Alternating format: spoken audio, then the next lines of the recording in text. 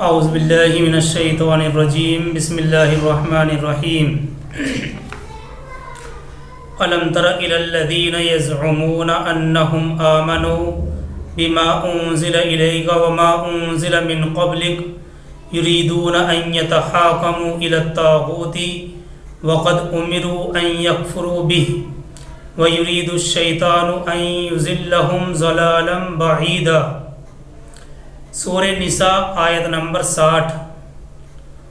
الم تر الی الذین یزعمون انہم آمنوا بما انزل الیک وما انزل من قبلک۔ ترجمہ آیت کریمہ کا یہ ہے، کیا تم نے غور نہیں کیا ان لوگوں کی طرف جن کا دعویٰ تو یہ تھا کہ وہ ایمان لے آئے، اس پر بھی جو اے نبی آپ پر نازل کیا گیا ہے اور اس پر بھی جو آپ سے پہلے نازل کیا گیا۔ یریدون ان یتحاکموا الی الطاغوت، لیکن ان کا طرز عمل یہ ہے کہ وہ چاہتے ہیں کہ اپنے مقدمات کے فیصلے طاغوت سے کروائیں۔ وَيُرِيدُ الشَّيْطَانُ أَن يُضِلَّهُمْ ضَلَالًا بَعِيدًا، اور شیطان چاہتا ہے کہ انہیں بہت دور کی گمراہی میں ڈال دے۔ وَقَدْ أُمِرُوا أَن يَكْفُرُوا بِهِ، حالانکہ ان کو حکم دیا گیا تھا کہ اس کا انکار کریں، یعنی طاغوت کا انکار کریں۔ کیا تم نے نہیں دیکھا ان لوگوں کی طرف جن کا دعویٰ تو یہ تھا کہ وہ ایمان لے آئے ہیں، اس پر بھی جو اے نبی آپ پر نازل کیا گیا ہے اور اس پر بھی جو آپ سے پہلے نازل کیا گیا تھا۔ یریدون ان یتحاکموا الی الطاغوت، لیکن ان کا طرز عمل یہ ہے کہ وہ چاہتے ہیں کہ اپنے مقدمات کے فیصلے طاغوت سے کروائیں۔ دیکھیے، اس سے پہلی آیت میں اللہ اور اس کے رسول اور اولو الامر کی اطاعت کا حکم دیا گیا تھا، اور اس سلسلے میں جو وضاحت تھیں وہ آپ کے سامنے بیان کی گئی تھیں۔ یہ آیت نمبر 60 ہے، اور اس آیت میں ایک لفظ لایا گیا ہے طاغوت۔ یریدون ان یتحاکموا الی الطاغوت، لیکن ان کا طرز عمل یہ ہے کہ وہ چاہتے ہیں کہ اپنے مقدمات کے فیصلے طاغوت سے کروائیں۔ تو اس آیت میں لفظ طاغوت کا استعمال کیا گیا ہے۔ اس لفظ طاغوت سے کیا مراد ہے اور اس لفظ طاغوت سے کیا مراد ہے اور اس کے معنی کیا آتے ہیں، ہمیں تھوڑا اس پر غور کرنا ہے۔ دیکھیے،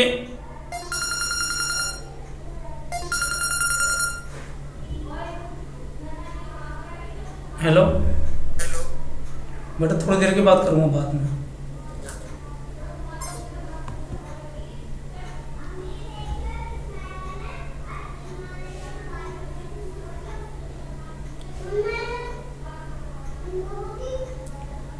اس سے پچھلی آیت میں اللہ اور اس کے رسول کی اطاعت کا حکم دیا گیا تھا، تو اس آیت میں لفظ طاغوت کا استعمال کیا گیا ہے۔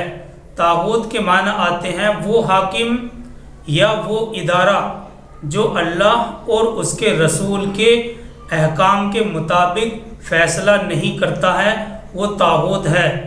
طاغوت سے مراد یہاں پر وہ حاکم، وہ جج یا وہ ادارہ ہے جو اللہ اور اس کے رسول کے احکام کے مطابق فیصلہ نہیں کرتا۔ اس سے پچھلی آیت میں اللہ اور اس کے رسول کی اطاعت کا حکم دیا گیا تھا۔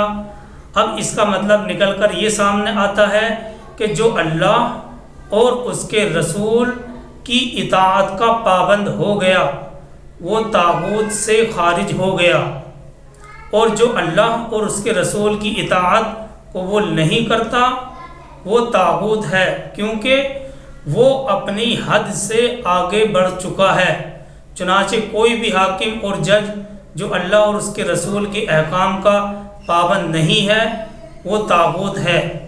اللہ تعالیٰ فرماتے ہیں وَقَدْ أُمِرُوا أَن يَكْفُرُوا بِهِ، حالانکہ انہیں حکم دیا گیا ہے کہ وہ طاغوت کا انکار کریں، اللہ پر ایمان لائیں اور طاغوت کا انکار کریں۔ دیکھیے اصل میں یہ آیت ایک خاص واقعے سے متعلق ہے، اس سے پہلے ہمیں اس کے پس منظر میں جانا پڑے گا۔ مدینے کے منافقین کی عام روش یہ تھی کہ جس مقدمے میں ان کو اندیشہ ہوتا تھا کہ فیصلہ ان کے خلاف ہوگا، اسے نبی کی خدمت میں لے جانے کے بجائے یہودی عالموں کے پاس لے جایا کرتے تھے۔ وہ جانتے تھے کہ اگر ہم حضور صلی اللہ علیہ وسلم کے پاس لے کر جائیں گے تو حق اور انصاف کی بات ہوگی، وہاں پر حق اور انصاف کی بات ہوگی۔ تو یہ عام روش تھی منافقین کی کہ جس مقدمے میں یہ اندیشہ ہوتا کہ فیصلہ ان کے خلاف جائے گا، اسے نبی صلی اللہ علیہ وسلم کی خدمت میں لے جانے کے بجائے یہودی عالموں کے پاس لے جایا کرتے تھے، کیونکہ وہ جانتے تھے کہ اگر وہ حضور صلی اللہ علیہ وسلم کے پاس جائیں گے تو حق اور انصاف کی بات ہوگی۔ اللہ کے نبی صلی اللہ علیہ وسلم تو حق کے مطابق فیصلہ کریں گے۔ تو یہی وجہ ہے کہ ایک یہودی اور ایک مسلمان جو کہ منافق تھا، مسلمان نہیں تھا، بظاہر مسلمان تھا، تو ایک یہودی اور ایک مسلمان جو کہ منافق تھا، ان کا آپس میں جھگڑا ہو گیا۔ یہودی کہنے لگا چلو محمد صلی اللہ علیہ وسلم کے پاس چلتے ہیں، اس لیے کہ اس کو یقین تھا، وہ جانتا تھا کہ میں حق پر ہوں اور نبی صلی اللہ علیہ وسلم کے پاس جا کر حق کے مطابق فیصلہ میرے حق میں ہوگا، اسے یقین تھا کہ میں حق پر ہوں۔ لیکن یہ منافق کہنے لگا کہ کعب ابن اشرف یہودی کے پاس چلتے ہیں، جو کہ ایک یہودی عالم، بڑا عالم تھا۔ بہرحال وہ یہودی اس منافق کو لے کر رسول اللہ صلی اللہ علیہ وسلم کے پاس لے آیا۔ آپ نے دونوں کے دلائل سنے، دلائل سننے کے بعد اللہ کے نبی صلی اللہ علیہ وسلم نے فیصلہ یہودی کے حق میں کر دیا۔ وہاں سے باہر نکلے تو منافق نے کہا کہ چلو حضرت عمر رضی اللہ تعالیٰ عنہ کے پاس چلتے ہیں، وہ جو فیصلہ کریں گے وہ مجھے منظور ہوگا۔ چنانچہ وہ دونوں حضرت عمر رضی اللہ تعالیٰ عنہ کے پاس آئے۔ منافق کو یہ امید تھی، جو بظاہر مسلمان بنا ہوا تھا، اس کو یہ امید تھی کہ حضرت عمر رضی اللہ تعالیٰ عنہ میرا زیادہ لحاظ کریں گے اور میرے حق میں فیصلہ کریں گے، کیونکہ میں بظاہر مسلمان ہوں۔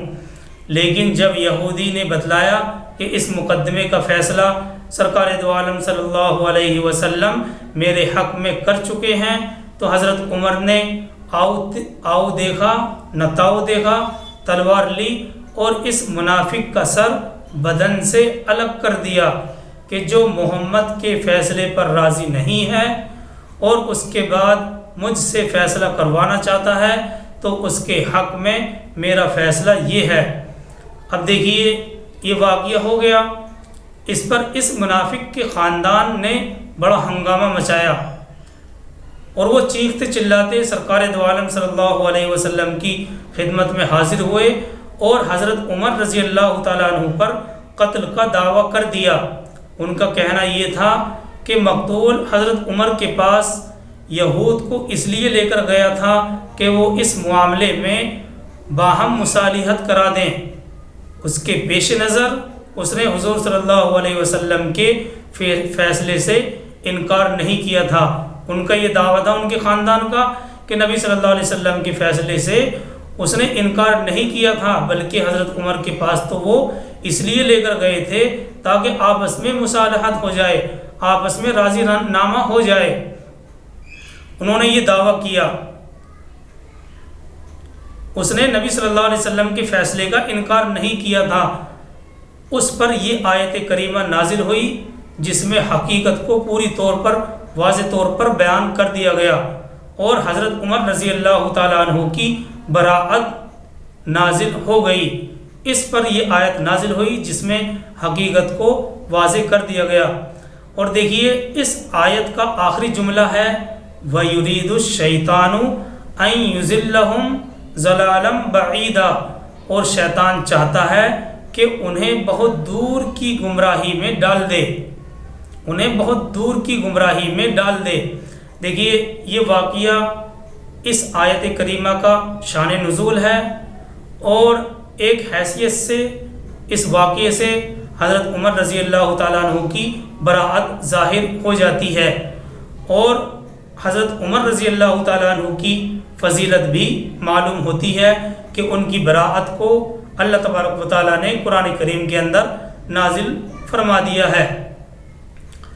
اس سلسلے میں ایک مشہور مفسر، جو کہ مشہور مفسر ہیں، وہ یہ کہتے ہیں کہ یہاں صریح طور پر طاغوت سے مراد وہ حاکم ہے جو قانون الہی کے علاوہ کسی دوسرے قانون کے مطابق فیصلہ کرتا ہے، وہ نظام عدالت ہے جو نہ اللہ کا مطیع ہو اور نہ اللہ کی کتاب کو آخری سند مانگتا ہو۔ لہٰذا یہ آیت معنی کے اعتبار سے بالکل صاف اور ظاہر ہے، جو عدالت طاغوت کی حیثیت رکھتی ہو اس کے پاس اپنے معاملات لے کر جانا یہ درست نہیں ہے، اور اللہ اور اس کے رسول پر ایمان لانے کا عین تقاضا، جی ہاں اللہ اور اس کے رسول پر ایمان لانے کا تقاضا یہ ہے کہ انسان ایک ایسی عدالت کو چنے جو اس کو صحیح انصاف کی طرف لے جائے۔ قرآن کے لحاظ سے اللہ پر ایمان اور طاغوت سے انکار یہ دونوں کے دونوں لازم اور ملزوم ہے۔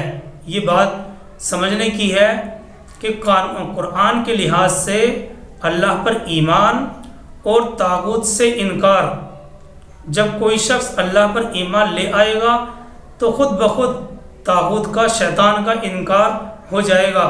اللہ پر ایمان اور طاغوت سے انکار یہ دونوں کے دونوں لازم اور ملزوم ہیں، اور اللہ اور طاغوت دونوں کے آگے بیک وقت جھکنا یہ عین منافقت ہے۔ اللہ پر ایمان اور طاغوت سے انکار یہ دونوں لازم اور ملزوم ہیں، اور اللہ اور طاغوت دونوں کے آگے بیک وقت جھکنا یہی تو عین منافقت ہے، یہ منافقت کی بڑی نشانی ہے۔ بہرحال یہ وضاحت ہے جو آیت کریمہ یعنی سورہ نساء آیت نمبر 60 سے معلوم ہوتی ہے۔ اللہ تعالیٰ فرماتے ہیں أَلَمْ تَرَ إِلَى الَّذِينَ يَزْعُمُونَ أَنَّهُمْ آمَنُوا بِمَا أُنزِلَ إِلَيْكَ وَمَا أُنزِلَ مِن قَبْلِكَ يُرِيدُونَ أَن يَتَحَاكَمُوا إِلَى الطَّاغُوتِ وَقَدْ أُمِرُوا أَن يَكْفُرُوا بِهِ وَيُرِيدُ الشَّيْطَانُ أَن يُضِلَّهُمْ ضَلَالًا بَعِيدًا۔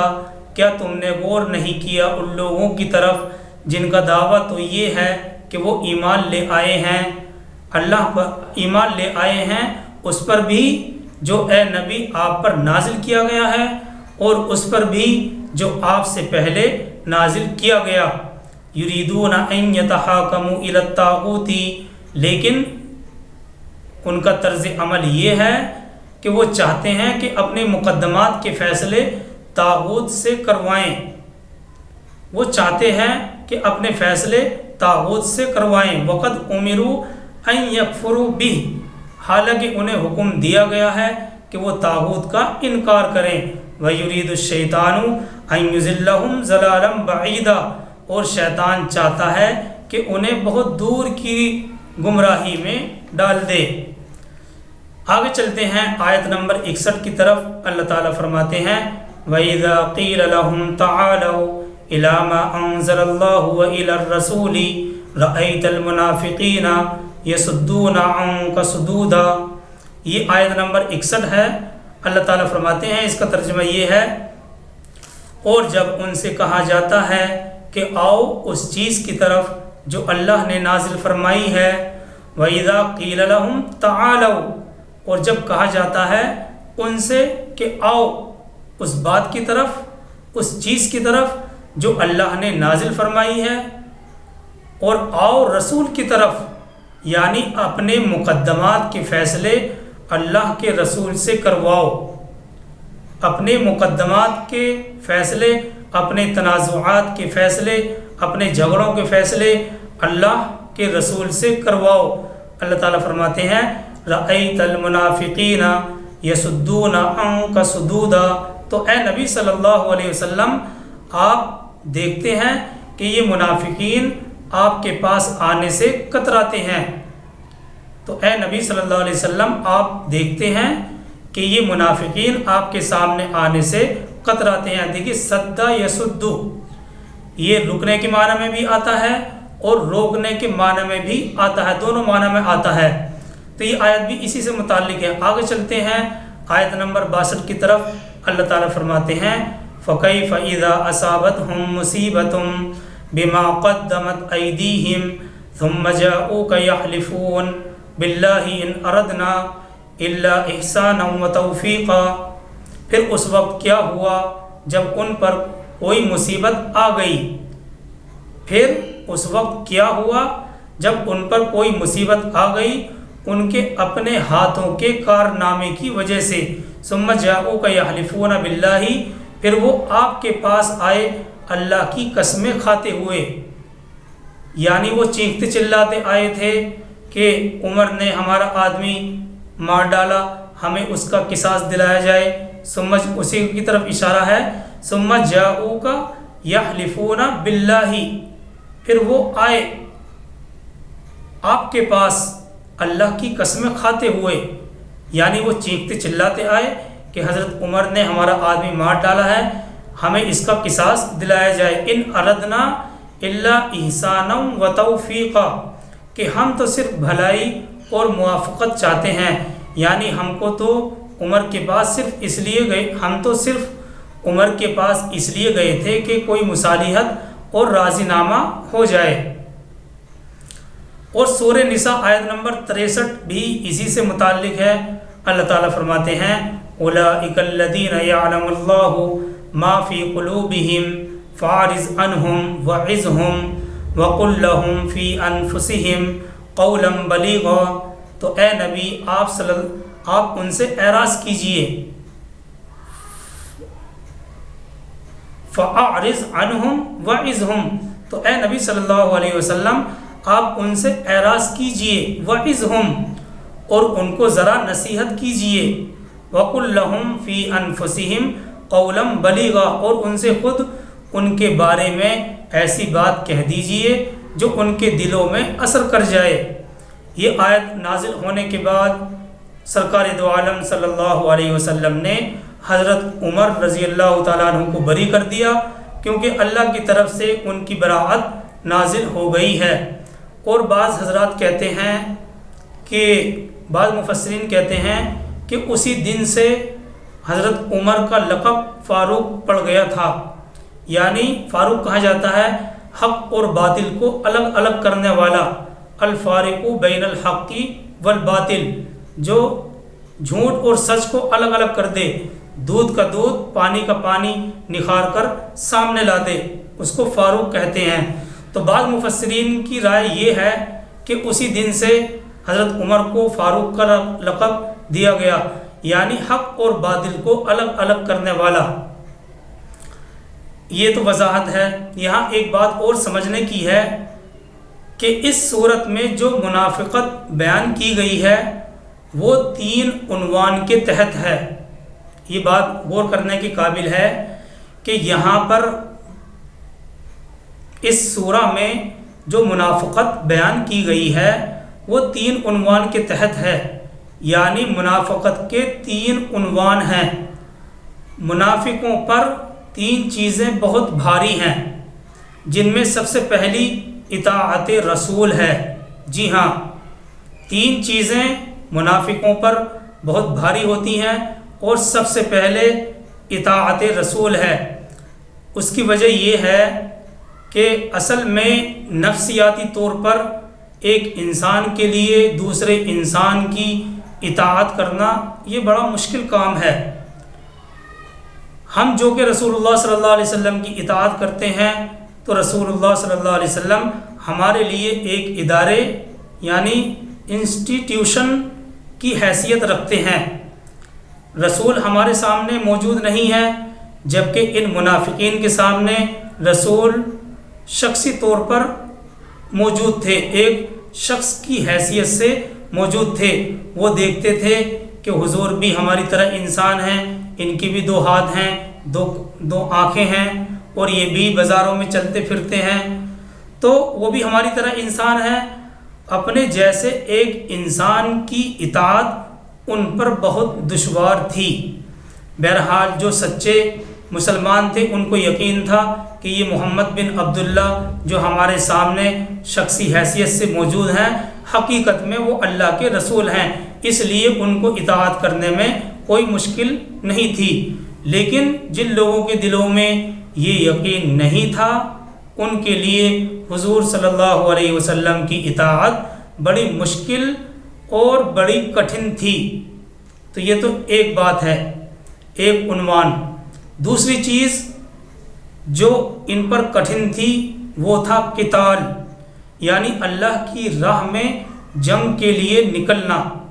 اس معاملے میں ان کا حال بقول غالب یہ تھا کہ مرحلہ سخت ہے اور جان عزیز، مرحلہ سخت ہے اور جان عزیز. تیسری کٹھن چیز جو ان کو بہت دشوار تھی وہ تھی ہجرت. دیکھیے اس کا اطلاق مدینے کے منافقین پر نہیں ہوتا بلکہ مکے کے آس پاس کے جو منافق تھے ان پر ہوتا تھا. ان کا آگے ذکر آئے گا. ظاہر سی بات ہے کہ گھر بار خاندان والوں کو چھوڑ کر نکل جانا کوئی آسان کام نہیں ہے. تو بہرحال اس صورت کے اعتبار سے منافقت 3 عنوان کے تحت ہے، اور منافقت کے 3 عنوان ہیں. منافقوں پر 3 چیزیں بہت بھاری ہیں. سب سے پہلی چیز اطاعت رسول ہے، دوسری چیز قتال فی سبیل اللہ، اور دوسری چیز قتال فی سبیل اللہ، اور تیسری چیز ہجرت، یعنی اللہ کے لیے اپنے وطن کو چھوڑنا. ظاہر سی بات ہے کہ گھر بار خاندان والوں کو چھوڑ کر نکل جانا کوئی آسان کام نہیں ہے. تو یہ بات ہمیں اس سورہ کے تحت سمجھ میں آئی کہ منافقت کے 3 عنوان ہیں.